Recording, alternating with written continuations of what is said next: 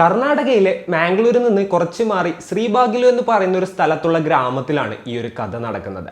അന്ന് കൃത്യമായി പറഞ്ഞാൽ ഓഗസ്റ്റ് 2, 2008. സൗമ്യ എന്ന് പറയുന്ന 23-കാരിയും അവരുടെ 3 വയസ്സുള്ള മകനും ആ ഒരു ഗ്രാമത്തിലായിരുന്നു താമസിച്ചിരുന്നത്. അപ്പോൾ അവരുടെ ഹസ്ബൻഡിൻ്റെ പേര് ലോഹിത് എന്നായിരുന്നു. ആളും സൗമ്യയും തമ്മിൽ കുറച്ച് ഇഷ്യൂസൊക്കെ ഉണ്ടായിരുന്നു. ആൾ കുറച്ച് മാറിയിട്ടുള്ളൊരു സ്ഥലത്തായിരുന്നു ജോലി ചെയ്തിരുന്നത്. അതുകൊണ്ട് ഇടയ്ക്കിടെ മാത്രമേ ആൾ വീട്ടിലോട്ട് വരാറുണ്ടായിരുന്നുള്ളൂ. അങ്ങനെ അന്നേ ദിവസം വൈകുന്നേരം ജോലിയും കാര്യങ്ങളൊക്കെ കഴിഞ്ഞ് വൈഫിനെയും കുട്ടിയെയും കാണാനായിട്ട് ലോഹിത് അങ്ങോട്ട് എത്തിയതായിരുന്നു. അപ്പോഴാണ് വീട്ടിൽ നിന്ന് ഒരാൾ ഓടിപ്പോകുന്നത് ഇയാൾ കാണുന്നത്. ജയേഷ് എന്ന് പറയുന്ന ഈ ലോഹിത്തിൻ്റെ കസിനായിരുന്നു അവിടെ നിന്ന് ഓടിപ്പോയത്.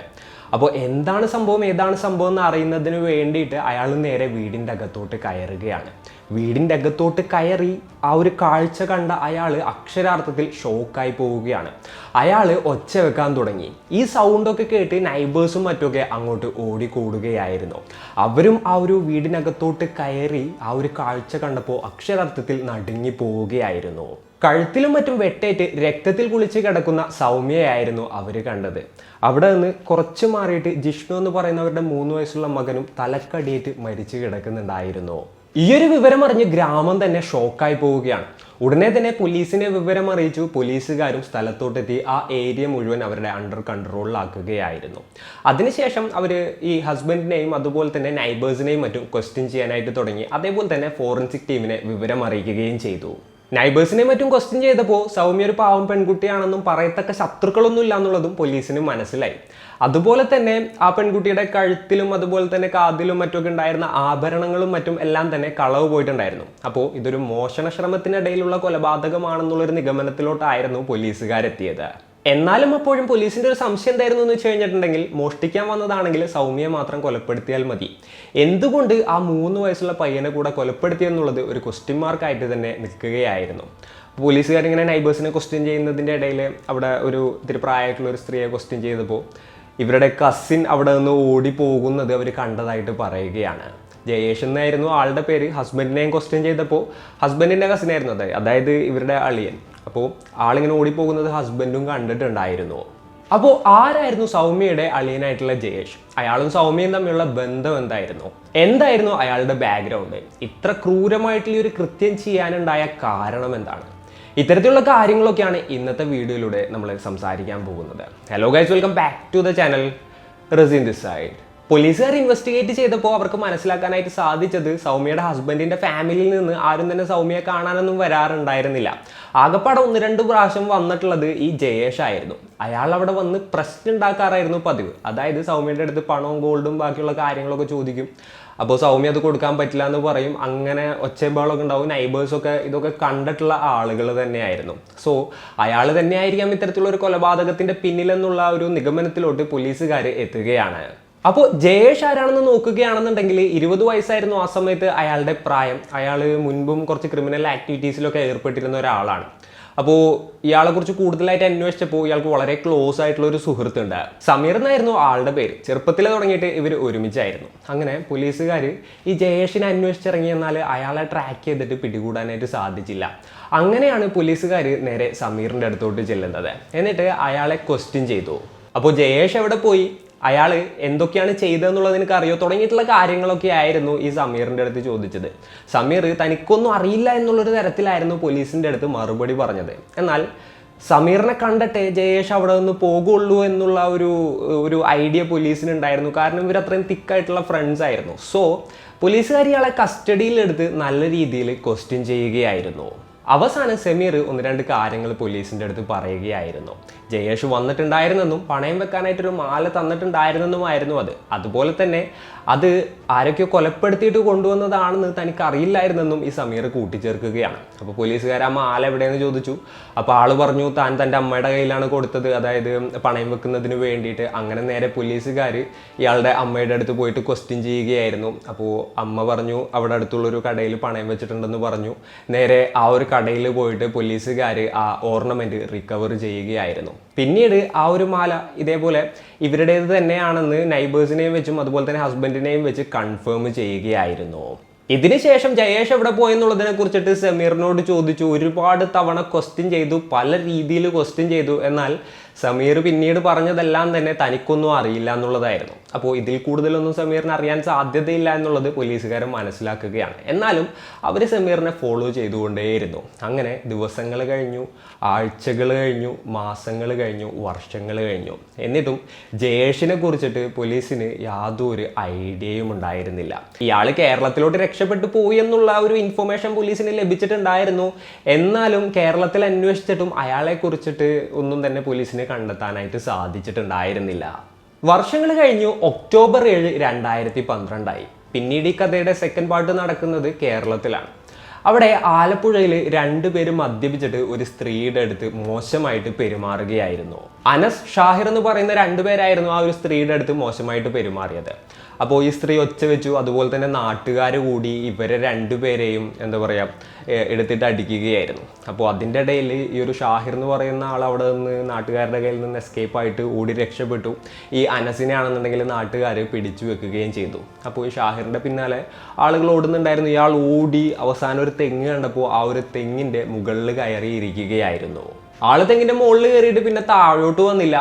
നാട്ടുകാരൊക്കെ താഴെ നിൽക്കുന്നുണ്ടായിരുന്നു. താഴെ ഇറങ്ങിയിട്ടുണ്ടെങ്കിൽ തനിക്ക് അടി കിട്ടും എന്നുള്ളൊരു കാര്യം ആൾ ഓർത്തിട്ടായിരിക്കാം ആള് അതിൻ്റെ മുകളിൽ തന്നെ നിന്നത്. അപ്പോഴത്തേനും ഈ ഒരു വിവരം നാട്ടിൽ മുഴുവൻ അറിയുകയാണ്. എല്ലാവരും അവിടെ തടിച്ചു കൂടുകയും ചെയ്തു. അങ്ങനെ പോലീസുകാരെയും ഈ ഒരു വിവരം അറിയിച്ചു. പോലീസുകാർ സ്ഥലത്തെത്തി. അപ്പോൾ ഓൾറെഡി അവർ പിടിച്ചു വെച്ചിരുന്ന അനസിനെ പോലീസിൻ്റെ കയ്യിൽ കൊടുത്തു. അതിനുശേഷം മറ്റവൻ എവിടെയെന്ന് ചോദിച്ചപ്പോൾ അവിടെ ഒരു തെങ്ങിൻ്റെ മുകളിലുണ്ടെന്ന് പറഞ്ഞു. അങ്ങനെ പോലീസുകാരെയും കൊണ്ട് അവർ തെങ്ങിൻ്റെ അടുത്തോട്ട് പോവുകയാണ്. അപ്പോഴും അയാൾ തെങ്ങിൻ്റെ മുകളിൽ തന്നെയായിരുന്നു ഇരിക്കുന്നുണ്ടായിരുന്നത്. അപ്പോൾ അയാളോട് പോലീസുകാർ താഴത്തോട്ട് ഇറങ്ങാനായിട്ട് പറഞ്ഞു. അയാൾ പറ്റില്ല എന്ന് പറഞ്ഞു. അപ്പോൾ താഴത്തോട്ട് ഇറങ്ങിയിട്ടുണ്ടെങ്കിൽ നാട്ടുകാർ തല്ലാതെ ഞങ്ങൾ നോക്കിക്കോളാമെന്ന് പോലീസുകാർ പറഞ്ഞു. എന്നിട്ടും അയാൾ കൂട്ടാക്കിയില്ല. എന്തൊക്കെ തന്നെ വന്നിട്ടുണ്ടെങ്കിലും ഞാൻ താഴത്തോട്ട് ഇറങ്ങില്ല എന്നുള്ളത് ആൾ പറയുകയാണ്. അപ്പോൾ ഇയാളെ ഇറക്കാനായിട്ട് എപ്പോഴത്തേനും ഫയർഫോഴ്സിനെയും മറ്റുമൊക്കെ വിളിച്ചു വരുത്തുകയായിരുന്നു. ജസ്റ്റ് 5-10 മിനിറ്റ് ഒന്നും ആയിരുന്നില്ല, മണിക്കൂറൊക്കെ ആയിരുന്നു ഇയാൾ അതിൻ്റെ മുകളിൽ കയറിയിരുന്നത്. അപ്പോഴത്തേനും ഈ വിവരം അറിഞ്ഞ് ലോക്കൽ ന്യൂസ് ചാനൽസൊക്കെ അവിടെ എത്തി. അത് ലൈവായിട്ട് ഒരു ഫണ്ണി ന്യൂസ് പോലെ ഇങ്ങനെ ടെലികാസ്റ്റ് ചെയ്ത് ഇങ്ങനെ പോവുമായിരുന്നു. പിന്നീട് ഒരുപാട് നേരത്തെ ശ്രമത്തിനൊടുവിലാണ് ലാസ്റ്റ് ഫയർഫോഴ്സുകാർ ഇയാളെ താഴെ ഇറക്കിയത്. അതിനുശേഷം ഇയാളെ നേരെ കസ്റ്റഡിയിൽ എടുക്കുകയായിരുന്നു. എന്നാൽ ഇതിന് പാരലായിട്ട് മറ്റൊരു കാര്യം കർണാടകയിൽ സംഭവിക്കുകയാണ്. ഈ ഒരു ന്യൂസ് കർണാടകയിലുള്ള പോലീസുകാരും കാണാനിടയായി. അതിനിടയിൽ ഒരു ഓഫീസർ ഈ ഒരു ന്യൂസ് കണ്ടപ്പോൾ ആൾക്ക് ആ തെങ്ങ് കയറിയ ആളെ എവിടെയോ വെച്ച് കണ്ടതായിട്ട് ഒരു ഓർമ്മ വരികയാണ്. എന്നാൽ അത് എവിടെയാണെന്നുള്ളത് ആൾക്ക് കണ്ടെത്താനായിട്ട് സാധിച്ചില്ല. ആളിങ്ങനെ ആലോചിച്ചുകൊണ്ടിരിക്കുകയാണ്, ഇയാൾ എവിടെയോ കണ്ടിട്ടുണ്ടല്ലോ എന്നുള്ളത്. എന്നാൽ എത്രയൊക്കെ ആലോചിച്ചിട്ടും പ്രോപ്പറായിട്ട് ഇത് എവിടെയാണെന്ന് പ്ലേസ് ചെയ്യാനായിട്ട് ആളെ കൊണ്ട് സാധിക്കുന്നുണ്ടായിരുന്നില്ല. അങ്ങനെ ലാസ്റ്റ് ആ ഒരു പോലീസ് ഓഫീസർ നേരെ കേരള പോലീസിനെ കോണ്ടാക്ട് ചെയ്യുകയാണ്. എന്നിട്ട് ആ പോലീസ് ഉദ്യോഗസ്ഥൻ ഈ കേരള പോലീസുകാരോട് പറയുകയാണ്, നിങ്ങൾ തെങ്ങിൻ്റെ മുകളിൽ നിന്ന് ഒരാളെ പിടിച്ചിട്ടുണ്ടായിരുന്നില്ലേ, അയാളുടെ ഹിസ്റ്ററി ഒന്ന് അറിയണം, അയാളുടെ പേരിൽ വേറെ എന്തെങ്കിലും കേസുകളോ മറ്റോ ഉണ്ടോ എന്ന് അറിയണം എന്നുള്ള കാര്യം പറയുകയാണ്. അപ്പോൾ പോലീസുകാർ ചോദിച്ചു എന്തെങ്കിലും ഇഷ്യൂ ഉണ്ടോ എന്നുള്ളത്.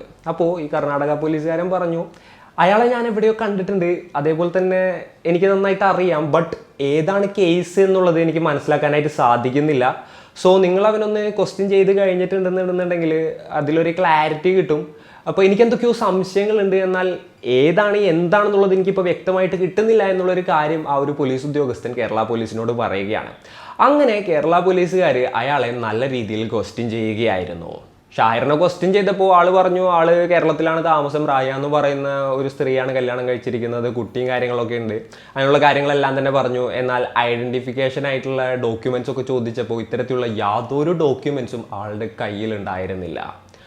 അപ്പോൾ പോലീസുകാർ അതിനെക്കുറിച്ച് കൂടുതലായിട്ട് ക്വസ്റ്റ്യൻ ചെയ്തു. അപ്പോൾ ആൾ പിന്നീട് ലാസ്റ്റ് പറയുകയായിരുന്നു, ആൾ കുറച്ച് നാളുകൾക്ക് മുൻപ്, അതായത് കുറച്ച് വർഷങ്ങൾക്ക് മുൻപ് കർണാടകയിൽ നിന്നും കേരളത്തിലോട്ട് വന്ന് സ്ഥിരതാമസമാക്കിയതാണ്.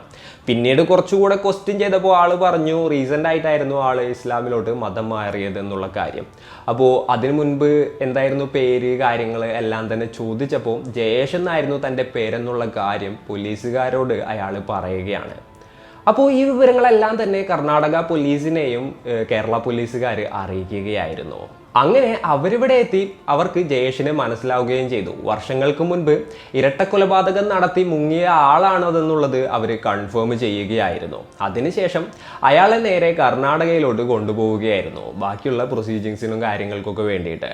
എന്നിട്ട് കർണാടക പോലീസ് ഒരാളെ ക്വസ്റ്റ്യൻ ചെയ്തു, എന്തിനാണ് നീ നിന്റെ ചേട്ടത്തെയും അതുപോലെ തന്നെ അവരുടെ ആ ഒരു 3 വയസ്സ് മാത്രം പ്രായമുള്ള പയ്യനെയും കൊലപ്പെടുത്തിയെന്നുള്ളതൊക്കെ ചോദിച്ചു. അപ്പോൾ ഈ ഒരു ജയേഷ് പറഞ്ഞത് എന്തായിരുന്നു എന്ന് വെച്ച് കഴിഞ്ഞിട്ടുണ്ടെന്നുണ്ടെങ്കിൽ, ഞാൻ അവരുടെ അടുത്ത് പണവും മറ്റൊക്കെ ചോദിച്ചിട്ടുണ്ടായിരുന്നു. അവരെനിക്ക് തന്നില്ല എന്നുള്ളത് മാത്രമല്ല, എന്നെ അപമാനിച്ചിറക്കി വിടുകയും ചെയ്തു. അങ്ങനെ അന്നത്തെ ദിവസം ഇതേപോലെ തന്നെ പൈസയും കാര്യങ്ങളും ചോദിക്കാൻ വേണ്ടിയിട്ട് തന്നെയാണ് ഞാൻ അങ്ങോട്ട് പോയത്. എൻ്റെ കയ്യിൽ പൈസയൊന്നും ഉണ്ടായിരുന്നില്ല. അപ്പോൾ അവിടെ എത്തി. ഇനിയിപ്പോൾ അവർ തന്നില്ല എന്നുണ്ടെന്നുണ്ടെങ്കിൽ എന്തായാലും ഒരു പണി കൊടുക്കണം എന്ന് വിചാരിച്ച് തന്നെയായിരുന്നു ഞാൻ അങ്ങോട്ട് പോയത്. അപ്പോൾ ഞാൻ അവിടെ എത്തുന്ന ടൈമിൽ അവർ അകത്തായിരുന്നു ഉണ്ടായിരുന്നത്.